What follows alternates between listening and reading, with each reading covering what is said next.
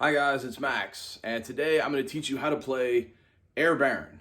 Air Baron is a game for 2 to 6 players, and this video specifically is going to focus on how Air Baron is played at the World Board Gaming Championships, which are held every summer, sponsored by the Board Game Players Association.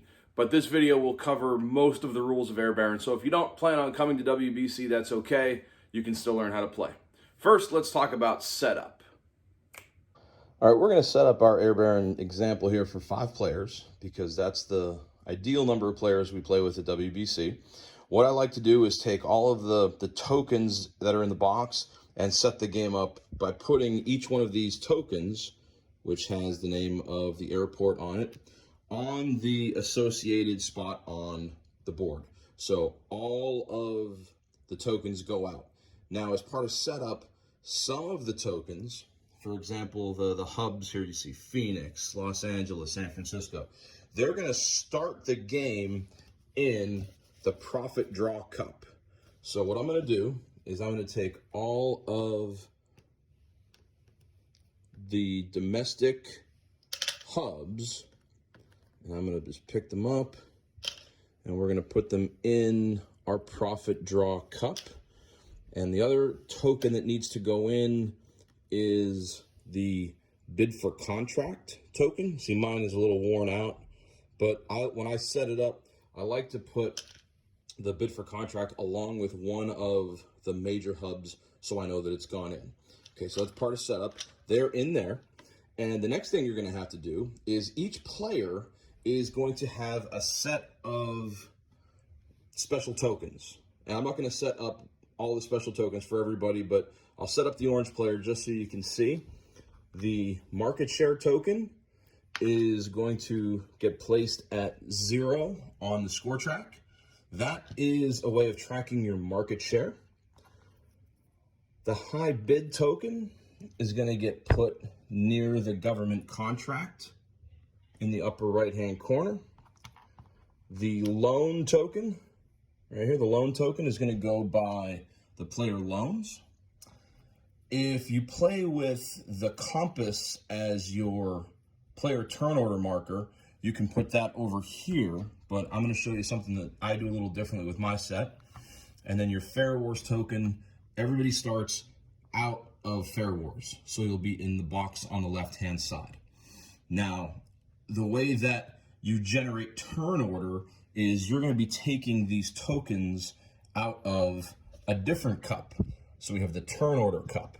What I've done is I've purchased extra planes because these are a little bit easier to handle and manipulate, and they're easier to pull out of the cup for turn order.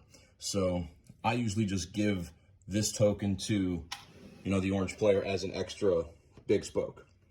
The last thing you need to do for setup is to set up the calamities. Now, I'll explain to you what the calamities do here in a second, but I will let you know that when we play at WBC, the oil can token is never the first calamity in the cup. So what we would do is we would show oil can is not part of these 4. We would shuffle them up. And then on the score track, shouldn't do that. It really doesn't matter if we know what they are. Every 50 market shares, you'll see plus event. We'll select one of these at random and put it on the 50, and then we'll introduce the fuel can. We'll shuffle these up, and then a random calamity token goes on the 100, the 150, the 200, and finally the 250 market share. So there we have Air Baron set up and ready to start. So before I actually start the course of the game, I'll explain to you how you win. First of all, it depends on how many players you're playing with. You're trying to get to a certain level of market share plus cash. And the score track will show you that the little red boxes there tell you those are the target marks to hit. Okay, so in our example, we're going to play a 5-player game. And I'm sorry about the shadow here, but we want to play to 320 market share points plus cash. Now, I will tell you the game obviously does not come with poker chips. It comes with very good paper money as far as dealing and holding. But just for this example, I'm going to use poker chips because they're fun. Okay, so in a 5-player game, we want to get to 320 market share. How do we do that? Well, on your turn, you're going to be buying or trying to overtake and conquering different airports here in the domestic United States, and some foreign airport presences are here as well. And as you accumulate more area, it's like an area control situation. As you accumulate more area, your market share will go up. And I'll use Dallas as the example here, the Dallas-Fort Worth hub. If on my turn, I'm able to control Tulsa. Let's get some tokens here. We'll say the blue player controls Tulsa, the blue player controls Oklahoma City, and the blue player controls Memphis. So we denote that by showing, using our player tokens, so we can see that the blue player has control. So they would put like a little cube, little token right there, and they see that the 40 market share number has been achieved. So the first thing that the blue player can do would be move his score track up to 40. That's his current market share. If the blue player successfully gets Little Rock, what would happen is we would put a large token there, and then his market share would jump to the next number, which is 80. And in this case, we just move it up to 80. Okay, so that's how you're going to collect market share throughout the game. I'm just going to take these guys back because kind of got a little bit ahead of ourselves, and that's okay. Let's get Oklahoma and Little Rock back.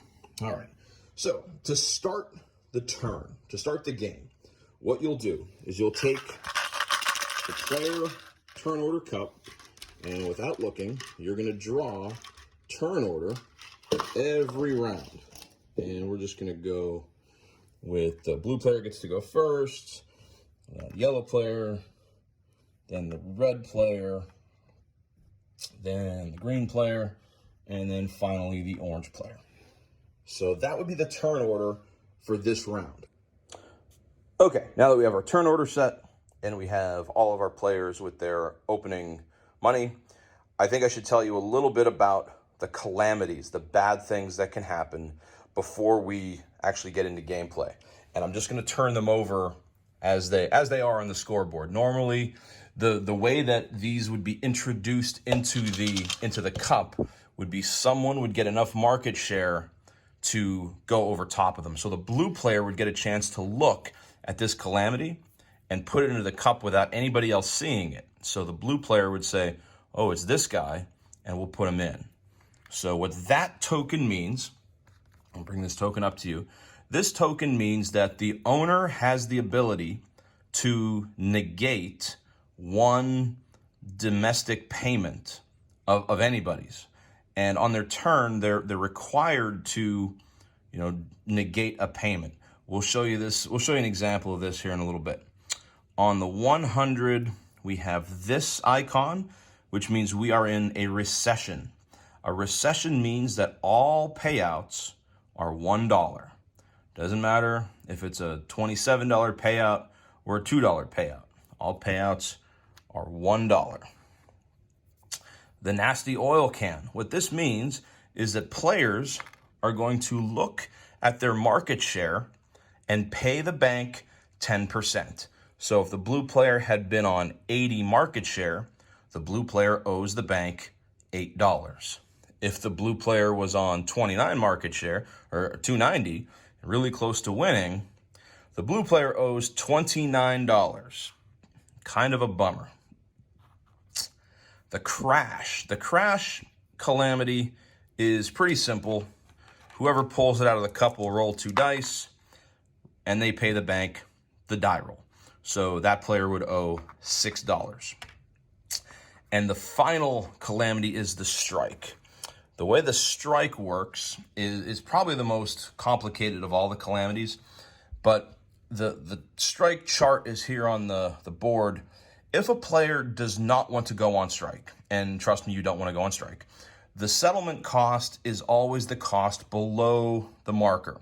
So let's say, for example, the orange player draws the strike, chooses not to go on strike, pays the bank $5, the settlement cost goes down. On the next turn, the blue player pulls the strike. The strike settlement is at $10. The blue player has $10. Blue player pays, and it goes down. Next turn goes around. The green player pulls a strike. The green player does not have $15, nor does the player have the assets to come up with $15. What will happen is the green player is on strike. The green player loses his or her turn, and at the end of the round, the strike token goes up. When the green player's turn comes again, the green player has a choice. The green player can pay $10 or remain on strike. And this continues until the settlement goes up to here, where the green player is just now not on strike. But the problem is that in the meantime, if the strike is down here and the orange player pulls the strike and has the $15 to pay, it goes down again. So the green player or whoever is on strike can find themselves on strike for quite a bit of time and without a means of getting money domestically. Without a means of getting money domestically, the only other option for players is to take a loan. And we'll talk about taking loans as we get into a little bit of gameplay, okay? So let's talk about what you do on your turn. So all of our players have their money. We have the board set up. The calamities are normally flipped face down, but we'll just leave them like that for now. And we'll say it's the blue player's turn. The blue player has to take the profit draw cup, and what they're going to do is they're going to draw 2 tokens out of the cup. So we're going to take 2 tokens out of the cup. Don't know what they are. And the blue player is going to look at them secretly. Now, at the beginning of the game, there's really no big drama here. As we can see, San Francisco got pulled out of the cup, so it'll get put up here. And Houston got pulled out of the cup. What that means is that anyone who has property or a spoke in San Francisco or Houston, they would get paid. If, say, for example, the orange player had owned Austin, we have that denoted by his little token. If the hub is pulled out of the cup, anyone who has a presence gets $3. See, Austin is worth $2, but because that Houston got pulled, the orange player is gonna collect $3. If the blue player had owned New Orleans, orange would get 3, New Orleans would get 3. Now here's the part where big money comes into play. If the blue player had 2 out of the 3, that means he has control. And if the Houston spoke is pulled out of the cup in this situation, the orange player is still going to get $3 because they have presence, but the blue player is going to get $5, this low number here. If the blue player can somehow knock the orange player out and Houston's pulled, they have domination, they would collect $11. And you can see across the board, there are some big numbers. Dallas is 24, Atlanta 21, New York, one of the biggest, is 28. It is the biggest at 28. So one of the strategies that people use is to try to get domination of a hub early so that they might get, more money early on. So at the beginning of the game, obviously nobody has any presence on the board, so the blue player draws his 2 chits, and once he does that, he has a number of different options at his disposal. The most obvious or most popular one at the beginning of the game is to buy a domestic spoke. The cost of the domestic spokes are written right on the board and on the chits themselves. So with $4 at his disposal, the blue player doesn't have, you know, the resources to go after a big St. Louis or Pittsburgh or Los Angeles. So what the blue player is going to do is the blue player is going to spend $2 and he is going to buy Indianapolis. So what he'll do with Indianapolis is take it from the board and put it into the profit draw cup. And then he'll mark Indianapolis with a blue token. And that ends his turn. Okay? And then the turn would continue and continue until everyone has drawn two chits. So we'll go to the yellow player now. The yellow player's turn, and they will draw Dallas, which is a no pay because nobody's in, and just lucky, Indianapolis. So Indianapolis got pulled right on the first turn, so the blue player is going to collect $2. They collect $2 because that's how much Indianapolis was worth. Had the blue player purchased Memphis, and if Memphis got pulled, the blue player would collect $4 for Memphis, and so on. So as your tokens are drawn out of the profit draw cup, you collect the cost of the spoke. Okay? So let's say the yellow player has $5. He might say, I'm going to spend all of my money and go to Salt Lake City. And what he'll do is he'll take the Salt Lake City token, as you can see, and put it in this cup for the next profit draw. All right. So then it becomes the red player's turn. And on the red player's turn, they're going to draw two tokens out of the cup. And, well, what do you know? Oh, you know what we didn't do? Sorry. It's tough doing this one-handed. There we go. We put Salt Lake City out on the board. Because, as luck would have it, Denver got pulled. So Denver is the hub. Everyone who has presence in that hub is going to get paid $3. Now, the yellow player paid $5 for Salt Lake City, but at least he got partial money back when Denver got pulled. The other token that gets pulled is bid for contract. And if you have a newer copy of the game, your bid for contract, you might be able to read the text. Mine has been, rubbed down as people pull it out of the cup.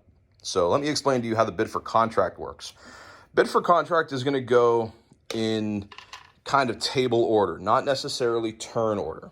So the red player pulled it out of the cup, and what's going to happen is the red player is going to make an initial bid.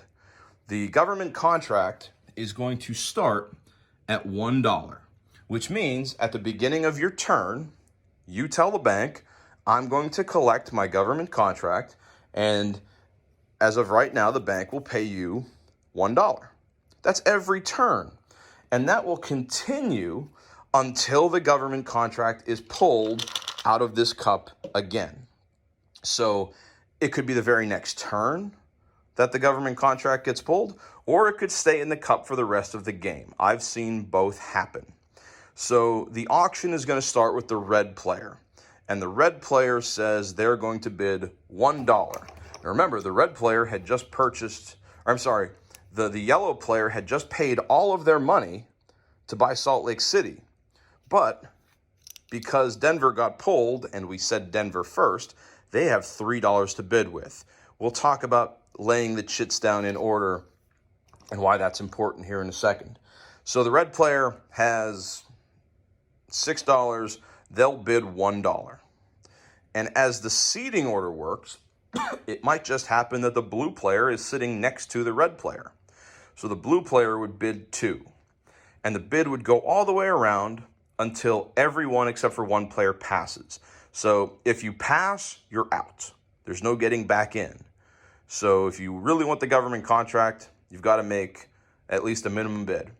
There's no rule saying that you have to start at 1 and the next bid has to go to 2. I've started bids at 6 before. I've seen bids start at 10. So whatever you want to bid, as long as you have it on your person. If I have $3, I obviously cannot bid $4. So once everybody goes around, let's say the orange player wins the bid, they will collect this little token right here to remind them that they have the government contract, and we'll put their high bid on the 1 so that they know on their turn they're going to collect $1. So then let's say red is going to spend some money. They're going to go out to San Diego. Excuse me. They put their token there. Now the green player is going to go, and the green player is going to draw 2 tokens out of the cup.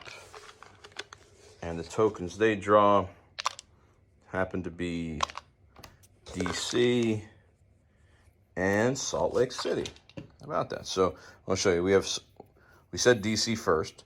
So Washington, D.C., nobody's in D.C., so that's a no pay. But then Salt Lake City is going to pay yellow 5. So the yellow player spent $5 on his turn, and he's collected the maximum $8 that you can possibly collect. So he had a really good first turn. And we'll say the green player is going to play it safe. He's just going to pay $1 for Reno. And we'll put one of the green player's tokens out there. And he's done. Now it's the orange player's turn. The orange player is the last person up. The first thing he's going to want to do before he does anything is remind the banker that he gets his $1 for his government contract. That's important before you draw anything. So he's going to collect $1. And in addition to his $1, he had, I believe it was $8. So we just have $9 here for the orange player. Before he draws any tokens, he has a couple options. One thing he can do is declare that he is in Fair Wars. What Fair Wars is a means for you to try to collect a lot of property all at once. And you do that by rolling dice. So on his turn, he's still going to have to draw 2 tokens. So let me draw 2 tokens for the orange player. And he has drawn San Diego. So the red player is going to collect $5. And I've also drawn Phoenix, which is a no pay. So those tokens would go up there. And now that he's in Fair Wars, he has different options. He does not have the option to just spend money to buy a token or to buy a spoke. What he has the option to do is to try to collect a lot of them. He just has to win some die rolls. So we're going to give him orange dice, and the bank is going to roll the white dice. So in order to play the Fair Wars game, you want to have a lot of money. And $9 at the beginning of the game is pretty good because he can go after the entire hub of Dallas to attack a spoke that is unowned. So the bank owns Tulsa. The orange player would pay $1 to the bank, and then he gets to roll. So the white dice are the bank. Now, in Fair Wars, you get a die roll modifier of +2. So the orange player rolled, wow, look at that. You don't get to see those die rolls all the time, ladies and gentlemen. The orange player rolled a 3, the bank rolled a 3, but because the orange player is in Fair Wars, this 3 is really a 5. So the orange player has successfully won Tulsa. So we would take Tulsa, put it in the profit draw cup, and then the orange player has the choice. Does he continue or does he stop? Well, there's no point in stopping, so we're going to take another $1 and we're going to go after Oklahoma City, and we're still +2. So, wow, that is some die rolling there, Max. The orange player rolled a 4, which goes to a 6. The bank rolled a 12, which is phenomenal. The orange player has lost. They're done. Let's just say, for example, though, just to show you what this would look like. So if the banker rolled a 6 and the attacker rolled what turns out to be a 6 with all the die roll modifiers. A tie also goes to the defense. So in this case, the orange player is stopped. Now, if the orange player had rolled significantly better, the orange player could theoretically take over the entire hub. And let's just say, for example, he did, because there's another thing I want to show you. Okay, so the orange player would move his market share token to 80. The local competition, the orange player would look at this, and the orange player would put it into the cup. And then at this rate, the orange player would have spent $4, $5, $6, $7. So he only has $2 left. The next thing he's going to do is he's going to attack in, we'll say he'll attack in Denver. If you notice on your board, we have these black connection lines. These black connection lines give a player a +1 die roll modifier if they own the entire spoke. So as the orange player continues his Fair Wars run up into Denver, he's got a +2 for being in Fair Wars, and then another +1 because he owns all of Dallas. So he's +3 against Omaha. So we would pay the $1. Now the orange player is +3, and we have a situation where the bank rolled an 8, the player rolled a 7, 7 + 3 is 10, Omaha would fall, and now with their one other $1, the orange player can choose to maybe go after Birmingham. And why not? We'll just spend all our money. So we'll go after Birmingham. We're again +2 for being in Fair Wars, and then +1 for our Dallas connection, so we're +3. And we've got some high numbers here. The defense rolled a 10, but the attacker also rolled a 10 with their pluses. We're going to take Birmingham, and we're going to consider that an orange clean sweep in the first round. Even though orange really lost on the second roll, I wanted to show you the connection +1s. So what orange has done is they've put themselves in a position where they are really the leader in this particular game, because at the end of the round, all of the turns are done. We're going to take all of these tokens and we're going to put them back into this cup. And then the second round would start, where all of the turn order planes would go here, and we would draw. And the orange player really hopes to get pulled first. And let's say they just got pulled first, orange, then blue, and we have yellow, and who's coming up? Green, and then red's going to be last. Because then as round 2 starts, the orange player has a choice. Does he stay in or does he stay out of Fair Wars? Well, let's just kind of mess with the turn order just a little bit and say it's the blue player's turn. And on the blue player's turn, he doesn't have enough money to go into Fair Wars. So he's going to take the cup and he's going to draw 2 tokens. And he has drawn... He's drawn Los Angeles. So the red player is going to collect $3 for that. Put that up there. And he's also drawn Little Rock. Little Rock is owned by the orange player. Now here is where the possible negatives of Fair Wars come in. Because the orange player is in Fair Wars, he will not collect any money on domestically drawn tokens. So right now, the orange player has missed out on a $1 payment, and he's not so happy about that. So the blue player might take his turn, and he might just spend $2 to go into Dayton. So we would take the Dayton token, put it in the cup, and it becomes the yellow player's turn. Oops. Yellow player is going to say, he's not going to be in Fair Wars. He's going to draw 2 tokens. He draws Tulsa. Tulsa is in Fair Wars. Tulsa's not going to collect any money. And then Atlanta has presence, Atlanta also is in Fair Wars. So right now, the orange player has missed out on a total of $5 in payment. So that's the negative portion of being in Fair Wars.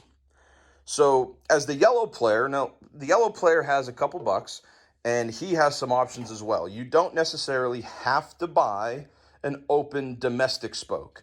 Until all of the domestic spokes are purchased, that's generally what you see. But there's always some differences that get thrown in during games. So the other thing you can do is to attempt a domestic takeover. And see, the yellow player here is in Denver. The orange player got himself in Denver, and the yellow player doesn't like that very much. So the yellow player is going to say, I'm going to try to domestically overtake Omaha. He is going to attack the orange player one-on-one. Now, normally, this would not be a good move for the yellow player right now because the orange player still has that +1, and if the orange player is on defense, which in this case he would be, if yellow is attacking orange, orange is considered on the defense. If you're in Fair Wars, you get a +1 on defense. But, the yellow player, just to show you what's going to go on, the yellow player is going to try to do a domestic overtake. Now, to do that, he's going to have to pay double the cost because it's owned by a player. If he wanted to attack Kansas City, he could do that. It would cost him $3. To attack Omaha, which normally costs $1, he's going to have to pay $2. So he pays his $2 to the bank, and then he's going to roll. So the yellow player rolls an 8. It's a pretty good roll. The orange player only needs a 6 to win this, and he gets a 9.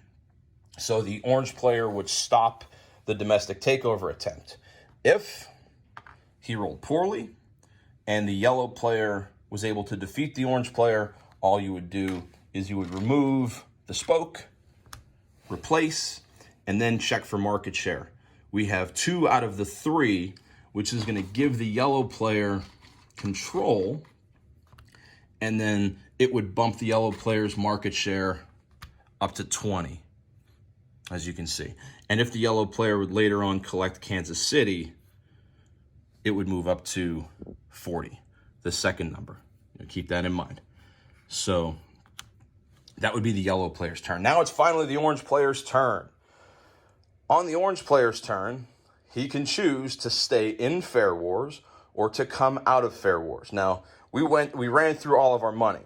At the beginning of our turn, if we're the orange player, we still collect our $1 government contract because despite being in Fair Wars, we always collect our government money. So we have $1. If we want to stay in Fair Wars, we can, and maybe attack Jacksonville or Tucson, Anchorage. There are spokes out on the board that are worth $1, but what a lot of players will try to do is they'll try to connect their networks in triangles.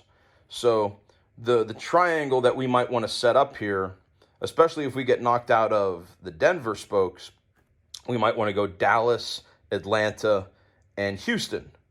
Because what happens if we're able to collect all of these, then the +1s kind of bounce off of each other. Okay? That's a strategy that people use. The other thing that we can do as the orange player, let's just say, for example, the orange player stays out of Fair Wars, and he's going to come out of Fair Wars, and he's going to draw 2 tokens. He draws great examples for you. He draws the bad one, but we're going to say this guy first. We're going to put out Dallas-Fort Worth. Well, look at Dallas-Fort Worth. It has all kinds of orange, which means the orange player is going to collect $24. We'll put that up there. $24. Let's get some money on here. And then this local competitor, what that means is that on a later turn, the orange player is going to get a chance to negate one payment. And as a matter of fact, the orange player has to negate one payment. So there turns into a cat and mouse game here, which I'll try to demonstrate here by holding on to this right now. And then the orange player gets a turn. And on his turn, he can buy a domestic spoke, or he can buy a foreign spoke. If you notice on the board, there are dotted lines. The dotted lines go from a domestic spoke to a foreign airport. So because Dallas has this dotted line down here to Cancun, what we can do is we'll pay the $10. We'll pay, because we just collected 24, we'll take $10, and we're going to take the foreign Cancun and put it in the cup, and we're going to hold on to our local competitor. That is the orange player's turn, and we'll denote that Cancun is owned by putting an orange token there, and that's the orange player's turn. Now it is the green player's turn, and I'm going to dump out the cup here just so I can not do this randomly, because I want to show you if on the green player's turn they have these in their hand, okay? What the green player has to do is not show them like this, obviously, but they want to go one at a time. So they're going to say Houston, and the orange player has to decide whether or not to cancel that payment. Well, there's nobody in Houston right now, so there's no need to cancel that payment. So they'll say, no, we won't cancel that, and Houston will just go up there. And the next payment that comes out is Cancun. Now, thankfully for the orange player, we still have the red player to come, because if this was the last token, the orange player would have to negate it, and the orange player would be negating his payment. The way that foreigners pay is if the player has domination, you collect the second number. So the orange player, a turn after collecting $24, might collect $20. But if the player only has 3 of the 4, or, I mean, in order to buy a foreign spoke, you only have to have presence in one area. But if you only have presence, you're going to get the first number. So you would collect $10. So the orange player is obviously not going to cancel that payment. The green player would then decide, where they want to buy. Maybe they, going to buy up here in Anchorage for $1, and that becomes their turn. On the red player's turn, the red player doesn't have enough money to go in Fair War, so he's just going to do a regular turn, and he's going to draw two tokens like this, and he has to go one at a time, again, because the orange player has this bid for contract. Has the local competitor. The first token that the red player is going to show is Chicago. And Chicago is a $3 payment to the blue player. And the orange player might be thinking, I don't know if the other token he's holding is Memphis. We know it's not Dallas because that got pulled out already, but maybe it's Atlanta and something that's going to pay me. So he's going to say, I will cancel Chicago. The blue player does not collect any money, and the local competitor has been used. The other token, the reason I said bid for contract, I saw this one, was bid for contract. Now, the orange player had the contract already, so we're going to do the same kind of auction, except now every turn the contract is going to pay $2. The bidding for this government contract will continue the same way the first one went until someone is awarded a $2 contract. And we can say that, the blue player had won this one, so the blue player collects the government contract, and on the blue player's next turn, they'll collect $2 at the beginning. Okay, so those are some examples of gameplay where you can buy domestically, buy foreign spokes, and you saw some of some of the calamities in action.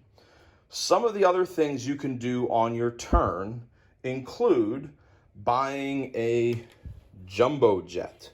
So what the jumbo jets will do is a couple things. First of all, they're going to put one of these tokens into the draw cup. There are 3 of them in total. Let me keep them up there. So if the blue player takes this jet and puts it on a spoke that he already owns right there, what that's doing is improving the profitability of that airport. So in a future turn, if the Indianapolis chit is drawn, instead of it being worth $2, we're going to double it. The jumbo plane doubles that from 2 to 4. So he would collect $4 on that turn. If the blue player had owned St. Louis, St. Louis pays 9 normally, but with a jumbo plane on it, if St. Louis is drawn out of the cup, it's now worth 18. If the Chicago hub is drawn out of the cup, let's see if I can find, we had Chicago drawn before. If Chicago is drawn out of the cup and someone has a jumbo plane on their spoke, it does not improve that. That would still be worth 3 for each player. So let's say the orange player had, his orange there and maybe the jumbo there. So you could see that the payouts would still only be $3. And we'll give you some other examples here. Let's say the red player owned Minneapolis and had a plane. That is legal. What is not legal is for anybody, let's say the yellow player owned Milwaukee, which, I've seen this, so I call this Fruity Pebbles. If the yellow player wanted to put a plane here, he would not be allowed, because another one of the icons that you'll see on the board are these plane symbols. What that says is the Chicago hub is only big enough to hold 3 jumbo planes. Now, I say only big enough. In Air Baron, that's the highest you're going to see, is 3. Down here in Dallas, you see they can only hold 2. Down in Houston, they can only hold 1, which becomes a means of strategic placement. If the orange player has a jumbo plane there and a jumbo plane, say, in Tulsa, we'll give you another example of what the planes can do. On the blue player's turn, they buy a plane, which the planes cost $10, by the way. I didn't mention that. The planes cost $10, and the blue player buys a plane. Once there are enough planes on the board that all of the jumbo profits have been put into the cup, then we just don't continue to put those tokens in. The other thing you can do is take your plane and put it in the undeployed jumbo jet section of the board. What that means is you are going to use that plane as an attack plane. Planes give you die roll modifiers on offense or on defense. So even if I put this plane on St. Louis as an economic boost, if anybody attacks St. Louis, I'm going to get a +2 for it because of that plane. So it's the blue player's turn, and they want to come to try to break up this monopoly that orange has down in Dallas, and they want to come attack Oklahoma City. They're not allowed to do that because Dallas can only hold 2 planes, and if blue happens to be successful, there'd be no place for this plane to go. So what the blue player can do is he can come attack Tulsa, because if he's successful, the plane will stay. So when you're on offense, if you win, your plane automatically deploys onto the spoke that it was attacking. Okay, so that is another thing that people will do with jumbo profit planes. If a jumbo profit token is pulled, every plane that's on the map is going to collect $5. Any plane that happens to be undeployed does not collect anything. So with a jumbo profit pull by green, doesn't matter who pulls it, we look around, the orange player has 2 planes on the board, they're going to collect 5.10. The blue player has 1 plane, they're going to collect 5. The red player has a plane undeployed, they collect nothing. Planes don't do anything in terms of market share, but they're really valuable tools because you never lose them. If the blue player comes in. The red player is undeployed. The red player comes and swoops in on Tulsa, and we have a die roll here. Let's get the red dice against the orange dice. The planes would cancel each other out, +2, +2. The whole spoke gives orange a +1. So if this is our die roll, red gets a 9, orange gets a 6 + 1 is 7. What that does is that knocks the orange player out of Tulsa. So the red player would get a little token there, and his plane would stay there. And the orange plane goes undeployed. So on the orange player's next turn, he might go into Fair Wars and come right back after Tulsa. And now the die roll modifier would be 2 and 2. The entire hub is gone, so orange loses that, but they're +2. And now if they roll, it's 7, 8, 9, and the red player gets a 9, so that would be tied. The orange player would just go back undeployed. So the cool part about jumbos is you never lose them. Oh, amazing that I forgot this. This happens with me. We forgot about our foreign. And the foreign spoke also counts as a +1. So for this die roll, the orange player is actually +3. So we have 7 + 3 is 10. The red player would lose this. They would go undeployed, and the orange player would stay put.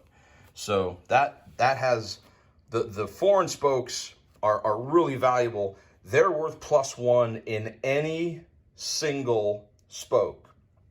The planes are worth +2, excuse me, in any single spoke. The problem, if you want to say problem with the foreigns, is that let's say the orange player buys Rio de Janeiro, because that connects into Atlanta.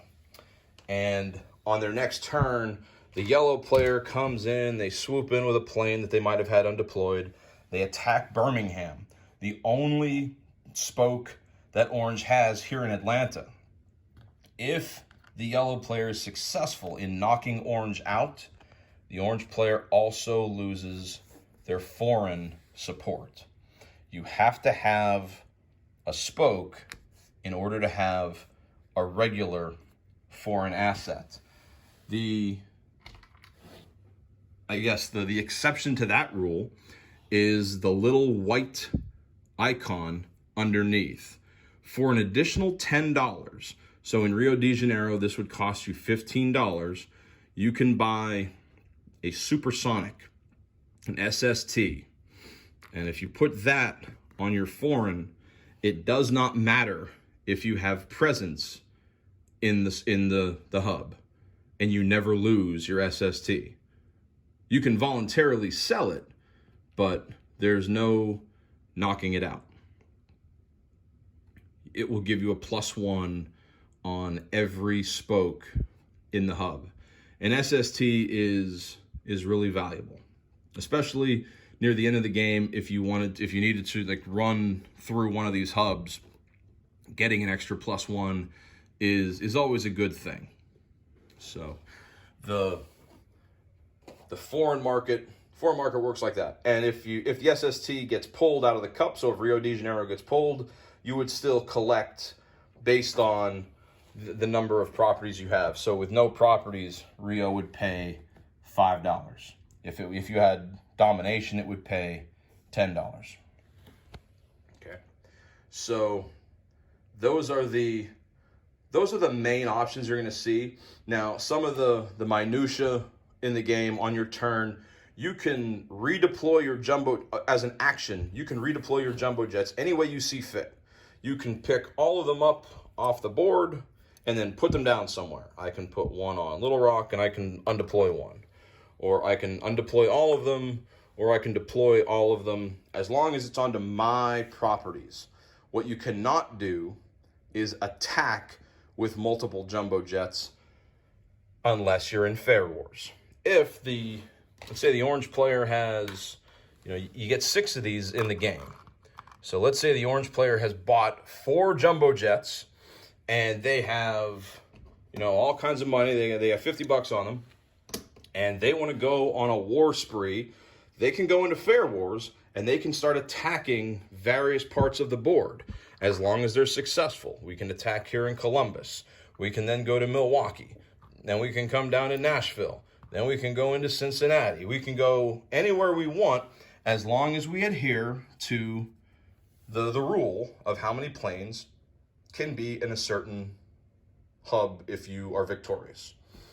And as you continue to collect money, so you have money in your hand, and as your market share continues to go up and up, if at the end of your turn, so we'll say the yellow player is second in this round, the green player did their move, nothing special happened, and at the beginning of the round, the yellow player has 300 market share. If the chip pull or the token pull comes out and they pull New York, and the yellow player owns New York, come on, focus, there we go.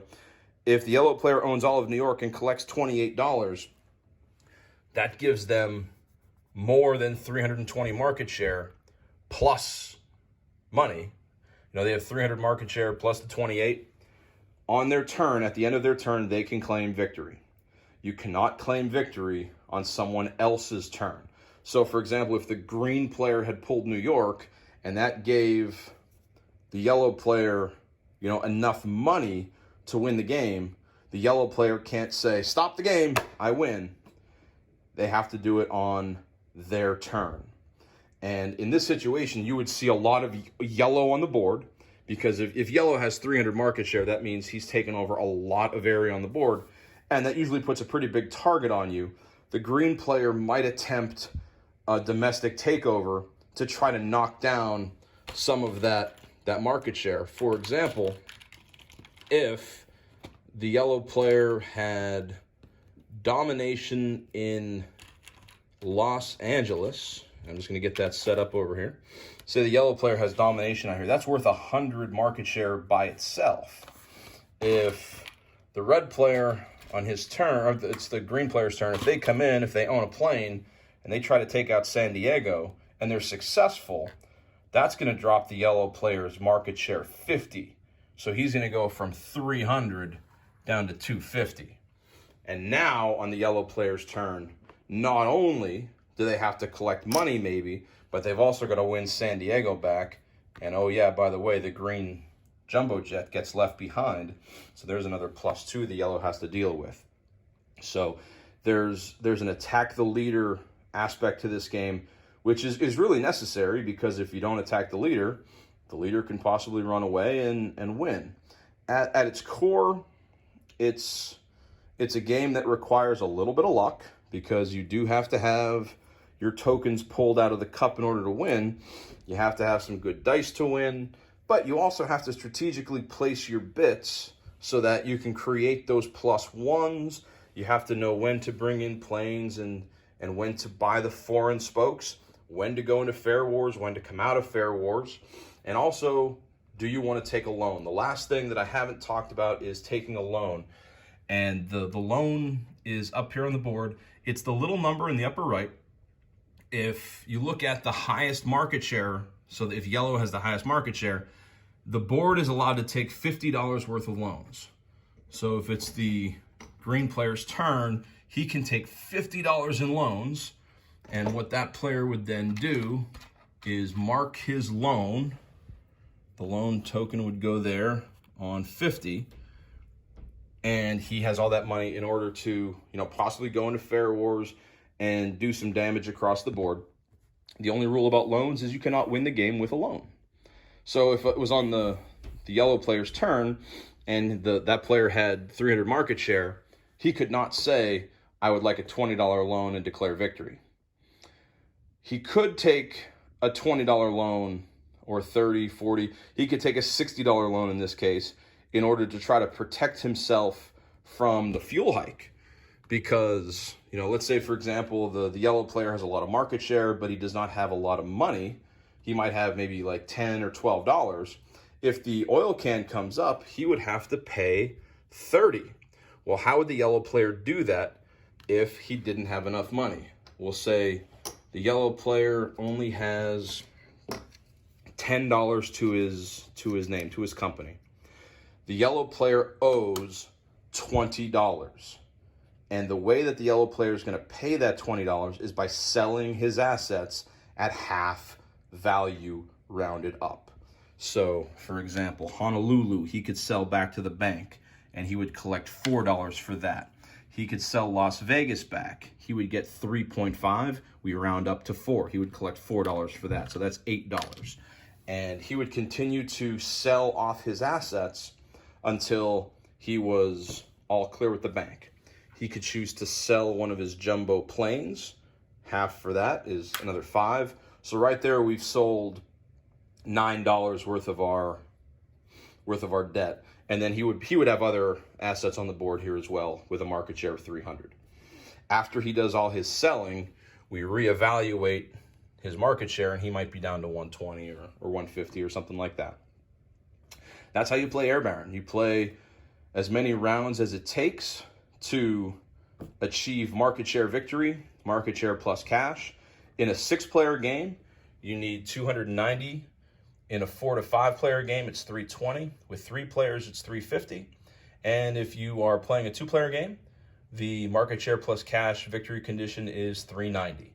I will say I don't necessarily recommend this game for 2 players simply because the Fair Wars component, along with the random player order. So if the red player is in Fair Wars and we pull green first, well, that's okay because the red player is going to go second and he's not really going to miss out on too many paychecks. Even in a 3-player game, and also in a 3-player game, you're playing with less of the map. So in a 3-player game, you can play the Eastern version or the Western version.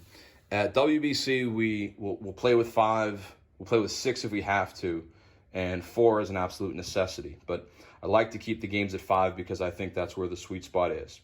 If you have any questions about Air Baron that I have not covered, honestly, I tried to keep this as concise as possible. It's still a pretty long video. I apologize. If there's something I missed or I made a rules goof, please comment below or send me an email, let me know, and I'll make a notation to let you know. I hope to see you guys at the Air Baron Heats at WBC, and I hope this video was helpful for you. Thank you for watching.